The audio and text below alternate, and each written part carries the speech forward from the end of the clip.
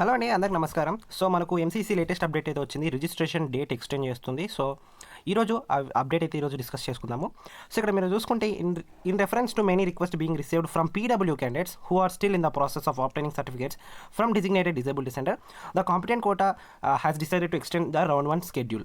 So మీరు ఇక్కడ చూసుకుంటే రిజిస్ట్రేషన్ డేట్ మనకు ఇంకా extended up to 1 PM of 3rd August 1 PM వరకు అయితే ఉంది రిజిస్ట్రేషన్స్.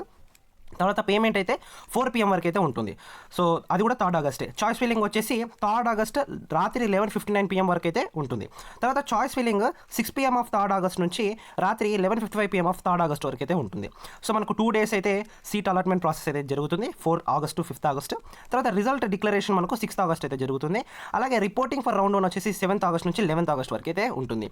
సో ఇది 31/7/2025 రోజున ఇది మనకు అప్డేట్ చేయడం జరిగింది ఎంసీసీ వాళ్ళైతే. సో ఇది లేటెస్ట్ అప్డేట్.